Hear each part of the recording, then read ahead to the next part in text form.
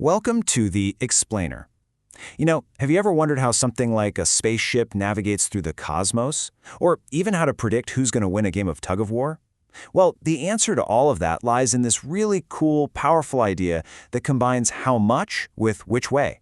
Today, we're unlocking the world of vectors. So, to get us started, let's just look at a simple little puzzle. This is an image you'd see right out of a physics textbook, right? You've got two kids, and they're both pulling on a small cart. But here's the thing, they're not pulling in the exact same direction. One's kind of pulling forward and to the left, the other's pulling forward and to the right.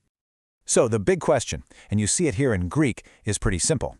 In which direction is this cart going to move? I mean, it's not going to just follow one of the ropes, and it's definitely not going to just shoot off to the side. It's got to go somewhere in the middle. But where, exactly? Answering that question perfectly sets up our first section. See, we're dealing with a problem that isn't just about how much force is being used. It's also about which way that force is going. And to solve something like that, you need a special mathematical tool that's designed to handle both at the same time. Just think about it for a second. If you were giving someone directions to your house, you wouldn't just say, "Oh, drive for 5 kilometers." That's not helpful. You'd say, "Drive 5 kilometers north." And that combination, the quantity, 5 kilometers, and the direction, north, that is exactly what we're talking about. This is precisely where the idea of a vector comes in. Okay, so let's really dive into this. What is a vector? I know, the name sounds a little complex, maybe a little intimidating, but the actual idea behind it is incredibly simple, and honestly, we see it all around us every single day. You want to see a perfect real-world vector? Look at the knight in a game of chess. Its move is never just move 3 squares. No, it's a very specific instruction, right? It's 2 squares forward and 1 to the side. It's a quantity and a direction, all wrapped up into one single move. And this slide really nails the crucial difference between vectors and the regular old numbers we're used to. Over on the left, you've got scalars. That's just a size, a magnitude. My fever is 39 degrees. It's just a number. But on the other side, you've got vectors. They have both magnitude and direction. The house is 1.5 kilometers away to the west. See, those two pieces of information are totally inseparable. So, let's put an official definition on it, and you can see it here in both English and Greek. A vector is simply a quantity that is defined by both a measure, that's its magnitude, and a direction. This powerful combination makes it the absolute perfect tool for describing anything like force or velocity or really any kind of movement at all. So what makes a vector, well, a vector? What gives it its identity? It really just comes down to 3 key characteristics that define it completely. First up, there's its direction. You can think of this as the infinite straight line that the vector sits on. It's like the road it's traveling on, but we haven't specified which way down the road we're going yet. And that brings us to the next part, its sense.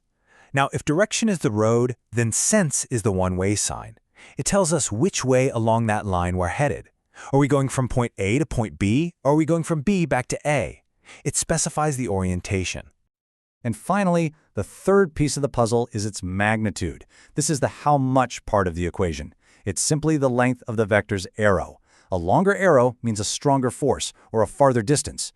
It's the vector's size, its strength. Okay, so we've got direction, sense, and magnitude. That sounds like a lot of stuff to have to write down every single time, right?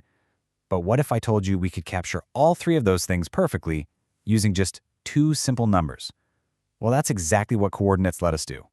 And this is the key to the whole thing. A vector's coordinates, written as x, y, are basically its recipe. The x number tells you the horizontal movement, positive for right, negative for left. And the y number tells you the vertical movement, positive for up, negative for down.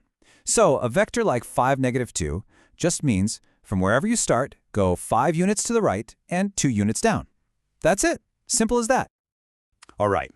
We have the tools now. We know what a vector is, and we know how to describe it with coordinates. So let's get back to our original puzzle, the 2 kids and that little cart. So each kid's pull is its own vector, right? It's got a strength, a magnitude, and a direction. The cart is feeling both of those forces at the exact same time. So to figure out where it's actually going to go, we need to find the combined effect. And in the language of math, that means we need to add the 2 vectors together. And there's this really cool, beautifully simple visual way to do this. It's called the head-to-tail rule. It's super easy. step 1, you draw the first vector that represents the first pole. Then, for step 2, you go to the very tip, the head, of that first vector, and right from that spot, you draw the second vector. And now for the big reveal, the final step that solves the whole puzzle. You just draw one brand new arrow, starting right where the first vector began and ending right where the second vector finished. This new vector has a special name. It's called the resultant.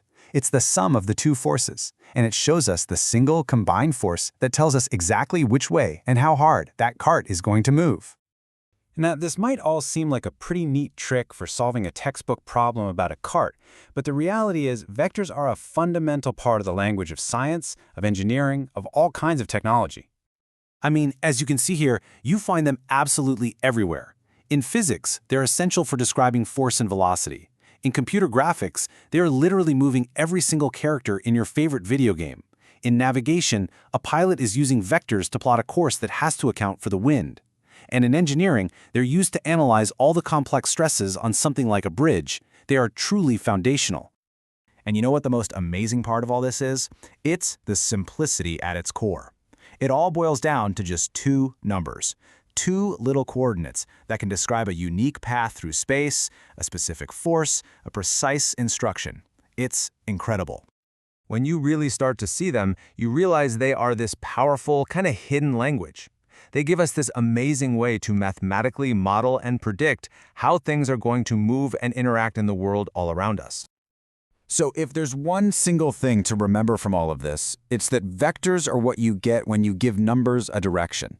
And by doing that, by combining how much with which way, we just unlock a completely new, powerful way of understanding and calculating the physics of our world. And that leaves us with one final thought to kind of chew on.